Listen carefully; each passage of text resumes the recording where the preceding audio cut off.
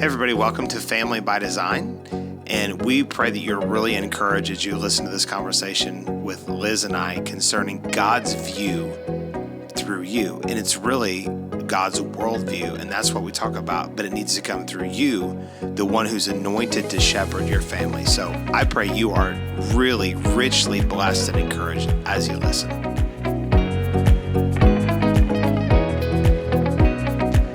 All right, so we're going to talk about God's view through you, the parent. And this is really, we're talking about like the worldview. Well, we want to actually come against the worldview. Well, but everybody has a view of the world. That's right. So when you're talking about, you're not talking about the world's opinion or whatever. Correct. You're talking about how you view the world. So the goal is in raising children is that it's supposed to be God's view through you, the parent. And so you're not supposed to be somebody different than who you are. You're just supposed to be somebody who's influenced by the Lord to the effect that your children are raised with your flair, with your personality, with how you go about doing things, but you hold to the God's view of the world. Mm-hmm. So there's a lot of different ways you can look at things in the world. And some people take they're either controlling and they're overbearing. And then some people, and we see a lot of this, and we talk about the controlling side a lot, but we don't talk about the hands-off or approach. The lackadaisical side. It just kind of like, whatever. I'm not going to have anything to do with the input on this. I'll let you figure it out. There literally is like people that have this thing that I think they call it something like non-parenting parenting. It's where you basically make sure your kids just don't die and they have food. And you let them figure things out on your own, and that's totally wrong because there's like train up a child in the way they should go, and there's that things is about not hands off. No, there's things about sons and daughters heeding their fathers and mothers' instructions and wisdom and things like that. So parenting involves. It's very hands-on, but it's and we doing don't it in a mean way to where we're not controlling. Abuse hands-on. We just mean that you're involved. Yeah, involved with things, and in particular... helping to shape their minds. Right, we're talking about a worldview. So it should be God's view through you. Don't think that somebody else is going to give them God's view. Right. You're responsible to help them see that. And for most people that are listening to this podcast, they're not thinking... outside of the scope of Christianity, they believe that there's one God and, God sent his son Jesus and so on. They believe that. But there are a lot of people that are kind of like, everybody finds their own path and, with this kind of stuff. And it's a very like, we'll just see how things go. That is a terrible position to have. And I think some people too, out of fear of being super controlling. That's the other end of it. They won't. But then also I think that parents deal with ignorance on their own part, and maybe they had somebody control them, and so they're just saying. And then maybe too, I think a lot of times, especially right now, you could feel super powerless to be able to know what to do or what to say because there is so much swirling and culture. And in particular, let's hit the nail on the head with what we're talking about. And it's really like hot button topics, like cultural things. Like abortion. That are going on. Yeah. Political things. Right. Yeah. And so now, sometimes people have a hands-off approach about everything, but in particular, lots of Christians who claim to be believers, that even when it comes to their faith, they don't even pass that on to their kids. It's almost like they're going to figure it out. Listen, you're your parents' first pastor. Come on. I mean, your kids, you as the parent are your kid's first pastor, not your pastor. And a lot of people our Christians don't even go to church anymore. So they don't even have a pastor. But as far as your children, you are their first line of defense and their first line of information. We talk about the law of first mention a lot. Mm-hmm. The first place your kids or anybody really hears something is what they're going to tend to believe for the rest of their life.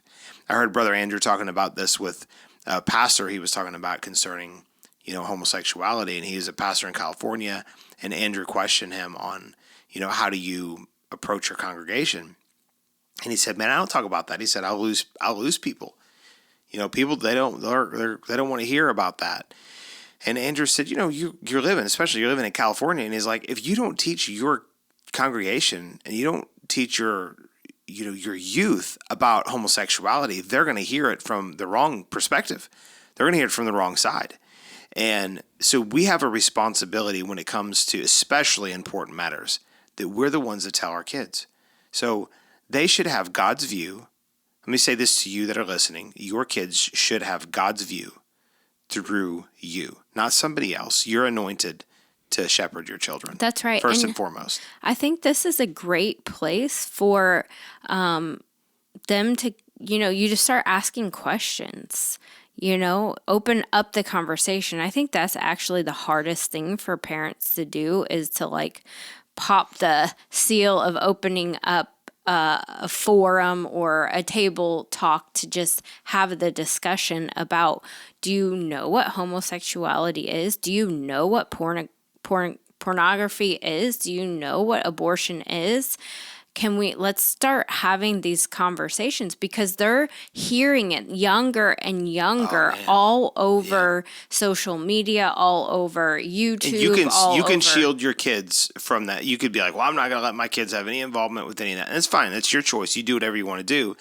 But they're still eventually going to hear about it. That's right. Eventually, your children are going to get older. Eventually, they're going to move out and have their own family and do things how they see fit. Mm-hmm. And so are you giving them tools to be able to navigate that, or are you throwing them to the wolves?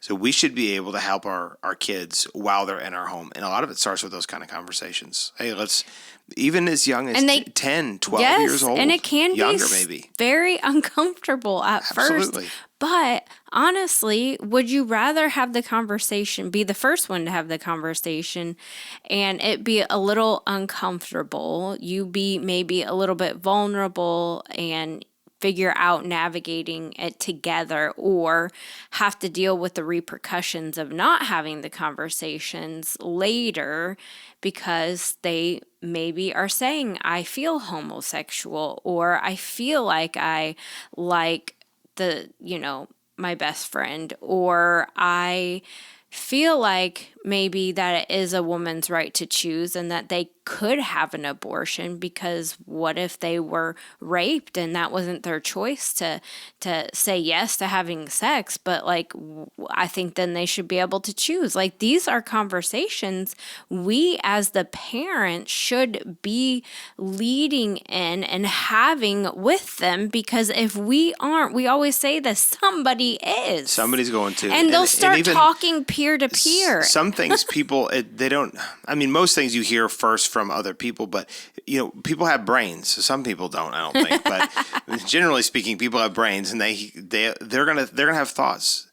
And even if they just hear something and they don't even hear something really strong, like a strong opinion about that topic, they're still going to start to develop some kind of thoughts about it. Mm-hmm. So a controlling person will tend to drive their kids away and be like, okay, well, I'm not going to listen to what mom and dad has because what they say, because they're jerks. Right. And if you're controlling, you're going to be perceived as a jerk by your kids.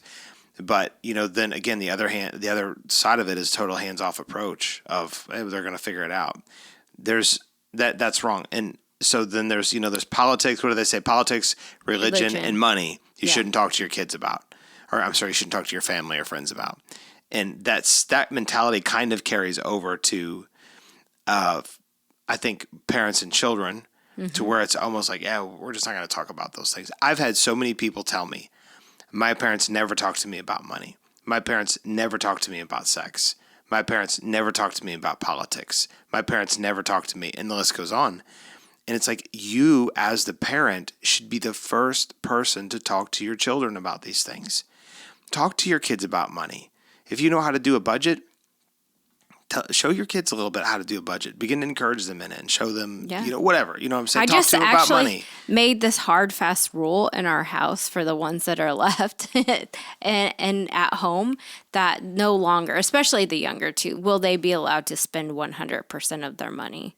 They can only spend 70%. So if they want something that is $20 and they worked or earned their $20, they can't spend. They don't have enough. So you're conversating with them. Yeah. There you go. So these things, they need to have a worldview through you. You, parent, need to have, you already have a worldview. Everybody has a worldview. Even if your worldview is, I don't believe in anything, that's your worldview. You see everything through some lens. So are you getting the proper lens, God's lens, and are you holding that up for your children to be able to look? You can't force them to look through it, but are you giving them the opportunity to say, here's what the Lord sees about these things? Mm-hmm. There's so many kids raised in, and I'm doing air quotes here, Christian homes that believe that abortion is okay. Well, first of all, a lot of adults think that abortion is okay. Yeah. I don't want to get into a conversation about abortion, but, well, I would, but that's not what we're talking about at the moment. But they, their kids develop total, like even parents that are like, no, we're against abortion. 100% we're against abortion. I have kids that will grow up and they'll be like, oh yeah, we're for, and they buy into the whole leftist liberal lies. And they're like, oh yeah, we believe in a woman's choice and all this kind of stuff. It's never been about that, but whatever. And it's because their parents never talked to them. And then this, I've heard this, I don't even know what happened to my kids. I don't believe that way. Well, did you ever talk to them about it? Nope. They never had a discussion with them about it ever. And if you had, your kids might be believing something different. Now, I'm not trying to be hard on people that could listen to this and be like, man, I really made a mistake. Listen, believe for the redemption of God and your family and your children.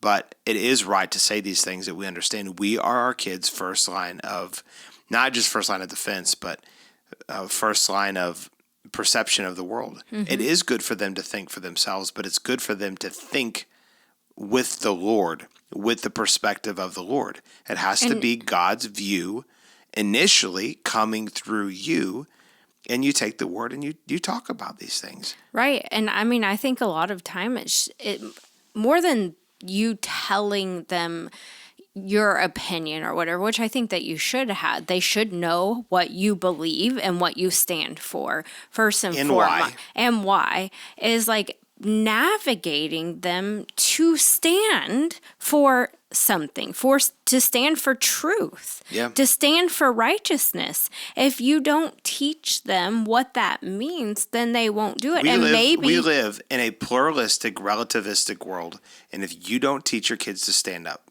then they won't. Because the world's teaching them not to. Right.